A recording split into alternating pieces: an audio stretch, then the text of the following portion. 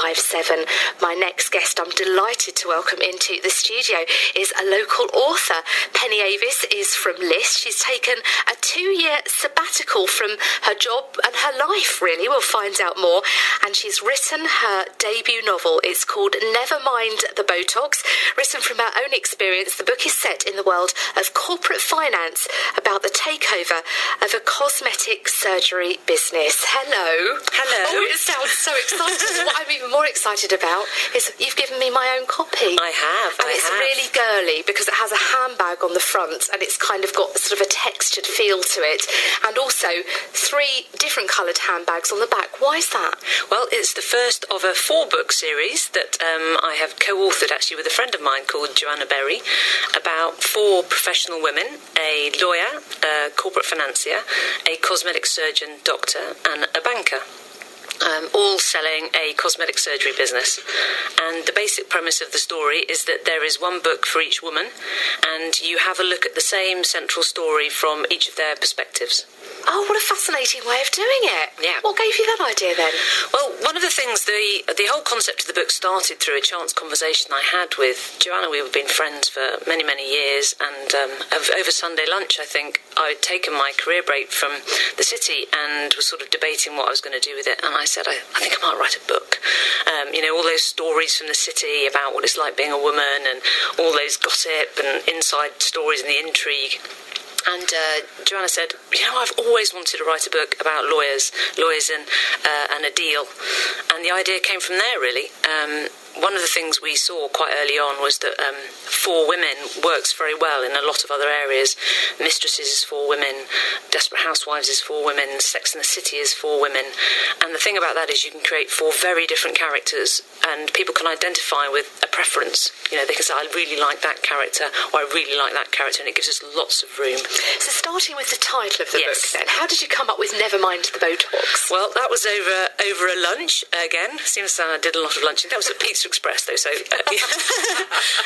and we'd taken lots of words to do with cosmetic surgery. The beauty game, the beauty business, skin deep, Botox, and we were just bouncing around lots and lots of different things. We sort of had a piece of paper and we were joining words together, and I think it was Joanna sort of said, never mind the Botox, and we both just thought with sort of never mind the Buzzcocks and the Sex Pistols record that I won't mention, and we just thought, actually, that's quite clever because it means look beyond Botox. It's about more than Botox, but it's about Botox as well. So we thought it was a slightly intriguing title because it's sort of never mind. It's a massive commitment to say, it is. I'm going to give up my job and I'm going to write a book, because you don't write a book in 5 minutes, do you? And I know they say everyone has a book in them.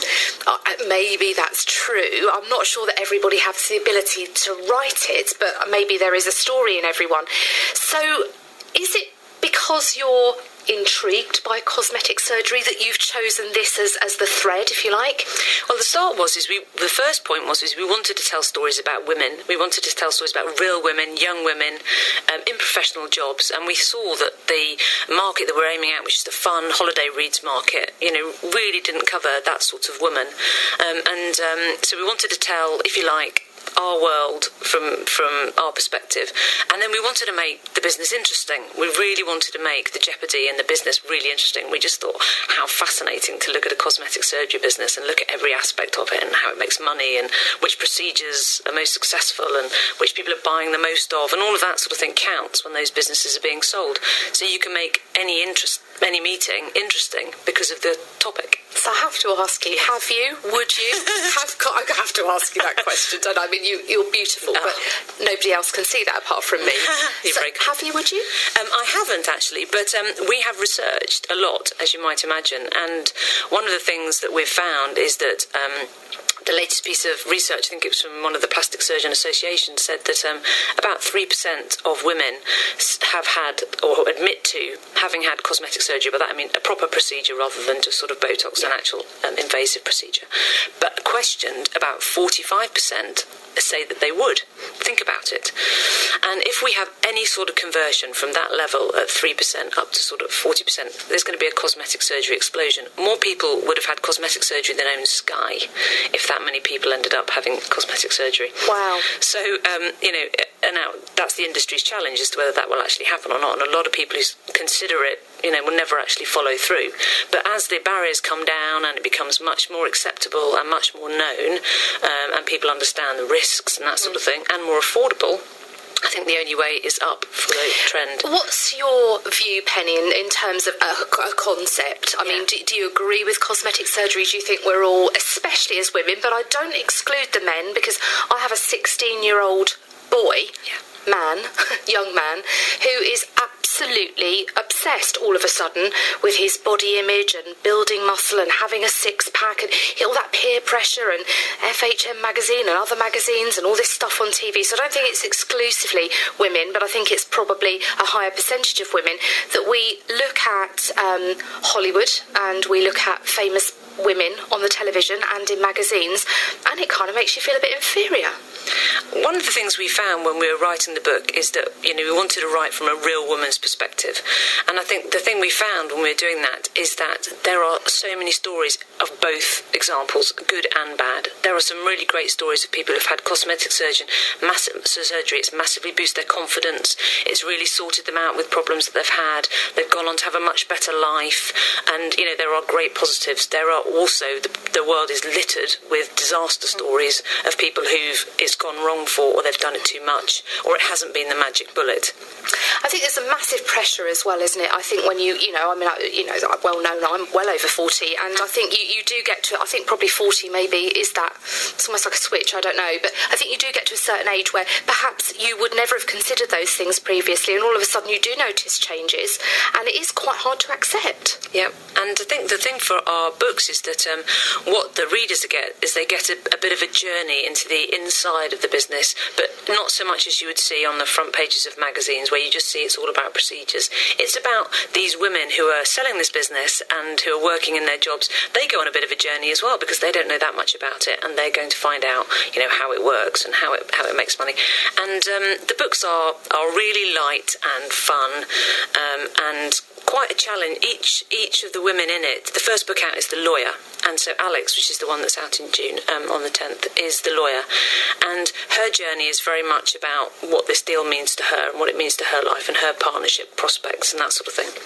And it really, for each of the women, it affects them quite personally in different ways.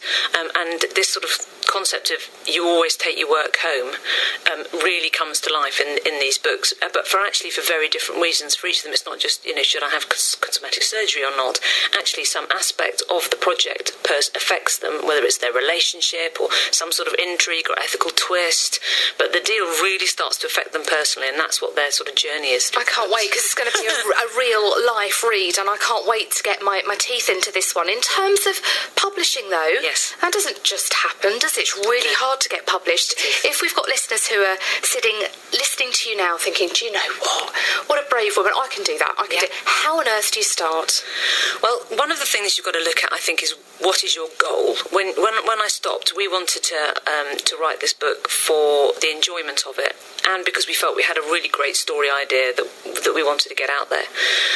And so I think it's important for you to say, what is it you want to achieve? Are you just trying to have a story that you have got inside you out on the shelves, which is perhaps was our goal originally? Or do you want to make a career out of it? Do you want to become a career author, and this is going to become your new source of income, if you like? You're going to try and pay the mortgage with it. Those two things are very different. And the sort of level of discipline and tenacity with which you have to regularly write and that sort of thing are quite different. So I think once you've decided that you're definitely going to do it, the biggest challenge is just to finish, and to not pontificate, and to not do 20 other interesting things that are more interesting. And because you've got no boss, you've got nobody checking on you, you've got no deadline, so they can just drift and drift and drift. So you need a huge amount of discipline, and I imagine a lot of support from your family as well. Yes, and understanding. Yes, and that was why it was great. There was two of us writing, because we actually were both slightly competitive. So we would say, I've got to this many words, and we're like, right, better write a bit more then. So we had real fun with it. That's the other thing we learned, is it was really, really fun. It's been an absolute joy. 10th of June, did you say this? 10th of June. Is the next one done? Yes. It's done. Written. Are all 4 done? Nearly, yes. Wow. We had to plan the entire series before we started because they all interconnect. So the first 2 are completely done, and the 3 and 4 are underway. So when does number 2 come out? At the moment, the publishing date is 1st of November. So we're going to see how it goes. Might be slightly earlier, but 1st of November is the plan at the moment. Congratulations, Penny Avis. Thank you so much for coming into the You're studio. welcome. Thank you for having me. It's been great to talk to you.